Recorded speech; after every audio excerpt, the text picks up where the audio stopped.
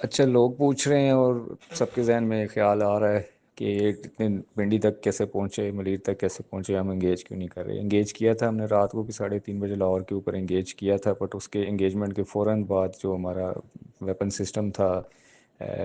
وہ اس کا جو وارننگ ریسیور آن ہو گیا تھا، وچ مینس کہ وہ ڈیٹیکٹ ہو گیا تھا، جس کو ہم نے پھر شفٹ کرنا پڑا۔ یہ جو ڈرونز آ رہے ہیں ان پہ E S M suite mounted ہے۔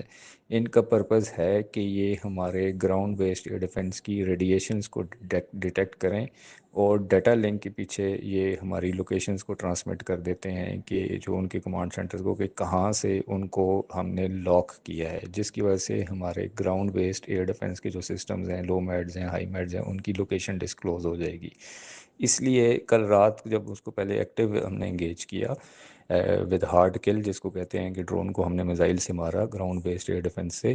تو جس کے بعد جب ہمیں اس کا تھریٹ کا اندازہ ہوا کہ this is for this purpose they are being using Israeli drones ہیں، تو that's why it was decided کہ ان کو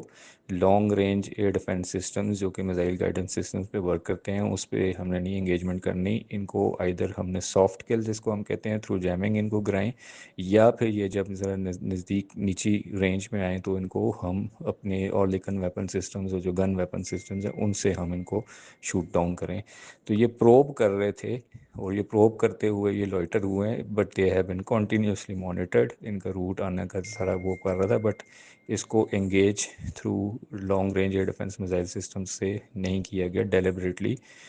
to avoid the detection of own systems. Henceforth جب سے وہ اپنی رینج سے انہوں نے آلٹیٹیوڈ کو انہوں نے کم کیا تو مزید probes as said in the language کے ٹرول کرنے کے لیے، وہ کرنے کے لیے، تو اس میں پھر ہم نے ان کو جو ایک ایک گن سے، اور لیکن ایک ایک گن سے ان میں ان کو کرایا۔ Thank you.